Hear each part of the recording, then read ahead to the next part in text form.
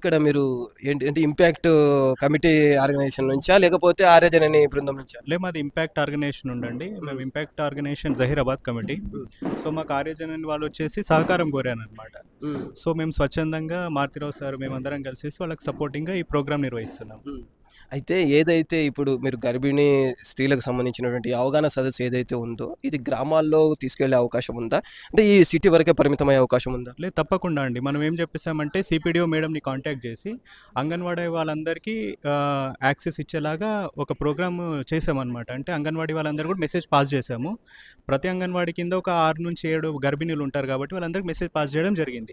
మనకు more or less ఏందంటే మనకు అర్బన్ ఏరియాలో చాలా ఫెసిలిటీస్ ఉంటాయి. న్యూట్రిషన్ పైన అవగాహన ఉంటుంది. అన్ని రకాలుగా వాళ్ళకి ఈజీ టు యాక్సెస్ ఉంటుంది. హాస్పిటల్స్ గానీ, ఫుడ్ గానీ. మన గ్రామీణ ప్రాంతాలలో ఎలా ఉంటుందంటే వాళ్ళకి ప్రాపర్‌గా న్యూట్రిషన్ దొరకట్లేదు.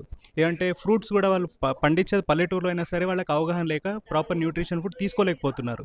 సో మనం ఎక్కువ ఫోకస్ అంతా గ్రామీణ ప్రాంతాల గర్భిణీల పైన పెట్టి వాళ్ళకి ఇక్కడ తీసుకొచ్చేసి ప్రోగ్రామ్ నిర్వహించడం జరుగుతుందండి. కానీ అట్లాంటి సందర్భంలో కొంతమంది గ్రామాల్లో ఉన్నటువంటి కొంతమంది గర్భిణీ స్త్రీలు కూడా మిస్ అయ్యే అవకాశం ఉంది గదా! అంటే చాలా వరకు వెళ్ళకపోవచ్చు. ఎందుకంటే ఇంకా తాండాలు, గ్రామాలు ఇంకా అలాగే ఉన్నాయి ఏదైతే ఉంది తెలంగాణలో.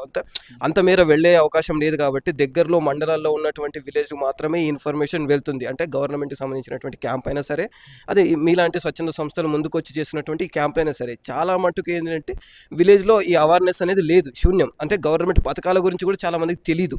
అట్లాంటిది ఈ అవేర్‌నెస్ కోసం మీరు అంటే ఇంపాక్ట్ కమిటీ ఆర్గనైజేషన్ జైరాబాద్‌కి సంబంధించి మీరు అంటే ఏం తీసుకుంటారు? ఇంకా దీన్ని డెవలప్ చేసి ముంగటికి తీసుకెళ్ళి ప్రతి గ్రామాల్లో తీసుకెళ్ళే అవకాశం ఉందా? డెఫినెట్లీ అండి. తప్పకుండా. ఇప్పుడు ఆర్యజనన్ అనే ఒక ఆర్గనైజేషన్ వాళ్ళు మాకు అప్రోచ్ అవ్వడం జరిగింది. మా సహకారం కోరడం జరిగింది. అందులో భాగంగా మేము ఖచ్చితంగా ఏం చెప్పామంటే, మా సర్వశక్తులా ఒడ్డిచ్చి ఖచ్చితంగా మా సహాయ సహకారాలు అందిస్తామని చెప్పాము.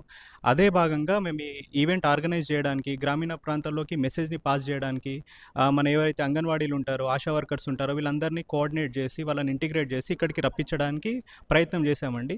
100% మేము ఇప్పుడు ఒక గైనకాలజిస్ట్ మేడం వాళ్ళతో కూడా మాట్లాడాము. మాట్లాడేసి వాళ్ళ దగ్గర నుండి ఇన్పుట్స్ తీసుకొని ఖచ్చితంగా గ్రామీణ ప్రాంతాల్లో ఉన్న గర్భిణీ స్త్రీలకు చేరే విధంగా మేము ప్రయత్నం చేస్తున్నామండి. ఇది ఆరంభం మాత్రమే. ఖచ్చితంగా దీన్ని డే బై డే మేము ఇనిషియేటివ్ చేసుకుంటూ, ఎన్హాన్స్ చేసుకుంటూ ముందుకు తీసుకెళ్లే ప్రోగ్రామ్స్ కూడా చేయాలని మేము సంకల్పిస్తున్నాం.